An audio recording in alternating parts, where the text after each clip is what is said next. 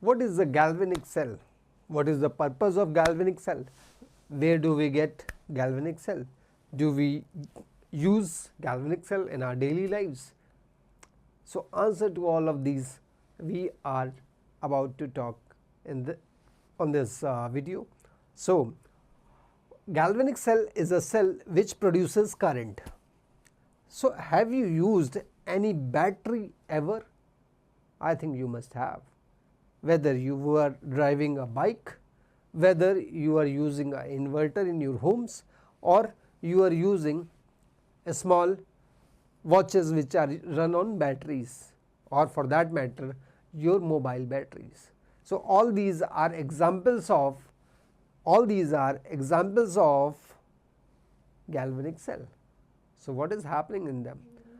Some chemical reactions, or for that matter redox reactions, are happening spontaneously to produce current. So, conversion of chemical energy into electrical energy is happening in galvanic cell or electrochemical cells. Alright. So, galvanic cell, they convert chemical energy into electrical energy. So, they are of very much use to us. So, batteries of cars, bikes, scooters, inverters in your homes or your mobile, smartphones, all these are examples of galvanic cells. Alright. So, what does that look like? I will explain it to you. You have one oxidation electrode and one reduction electrode, one oxidation electrode and one reduction electrode. So, here we have a galvanic cell that is commonly known as Daniell cell. This is commonly known as Daniell cell. Daniell cell, this is an example of galvanic cell or voltaic cell, we people may call that, right. So, what is it here?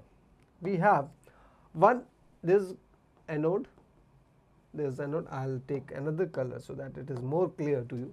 This is anode and this is cathode. Anode has a charge plus and cathode has a charge negative. Oops, the charges are opposite this. Anode has negative and cathode has positive. So, what happens? Zinc from this rod comes to zinc plus, it forms Zn plus 2, and Cu plus 2 gains from the rod and it converts into, we have written down reactions here. Zinc converts to Zn plus 2 and loses 2 electrons. Cu plus 2 gains 2 electrons to give copper, right. So, redox reaction is happening, zinc is getting oxidized to Zn plus 2 and Cu plus 2 is gaining electrons, that means Cu plus 2 is getting reduced to form copper. So, overall reaction is like this. So, zinc is getting converted to Zn plus 2, it is coming to into the solution, and Cu plus 2 from the solution is going and depositing on the rod. So, this is what is happening here. So this is it, and anode, this is anode, and anode has a charge of negative and cathode has charge positive, right. Just remember, in a battery or electrolytic cell for that matter, I should tell you, in electrolytic cell, signs are opposite. This is a galvanic cell, so minus and plus, anode minus, this plus, and in a electrolytic cell, anode will be a positive plate and cathode will be a negative. So, this is a reverse, but the process or the phenomena happening at anode is oxidation here, and as well as in electrolytic cell you will have oxidation happening, right. So, phenomena is same, oxidation and reduction, but the signs are opposite. Galvanic cell, this we are watching galvanic cell. So, signs are anode is negative, cathode positive. If you are looking out in a electrolytic cell where electrolysis is happening, anode will be positive, cathode will be negative. Just remember this. Now, we have this is a electrode, anode and cathode, and this is a salt bridge, this U-shaped glass tube, this is called as salt bridge. It contains electrolyte, maybe KCl, KNO3, ammonium nitrate, something like that. So, what is the purpose of this salt bridge? The purpose of salt bridge is to complete the circuit, If it was not there, circuit must have not been completed. So first job of this salt bridge is, the role of salt bridge is to complete the circuit. Second part is it maintains the electrical neutrality, maintains electrical neutrality in anode half cell as well as cathode half cells. Alright. So electrical neutrality is maintained by salt bridge. Next is oxidation occurs at anode, which we have already had a talk about, and cathode reduction happens. Next, construction of a galvanic cell, we have already discussed this. Next we have which one to take as anode and which one to take as cathode. As I told you, reduction happens at cathode and oxidation at anode. So the metal which has higher reduction potential should be taken as cathode, and metal with low oxidation reduction potential should be taken as anode. Alright.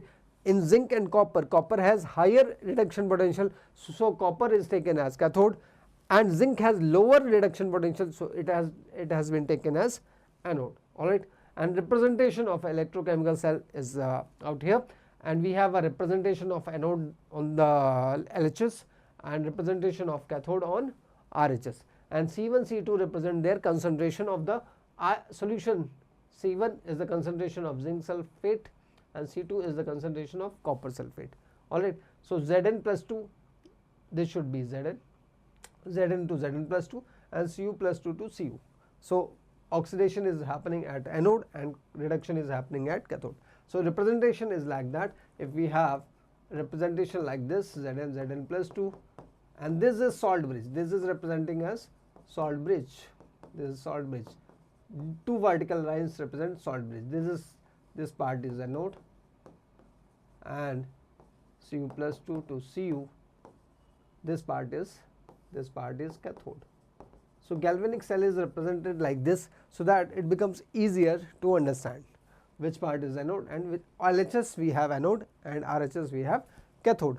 And how the flow of electrons, flow of electron is happening from anode to cathode, and flow of current is happening from cathode to anode, which has been mentioned out here.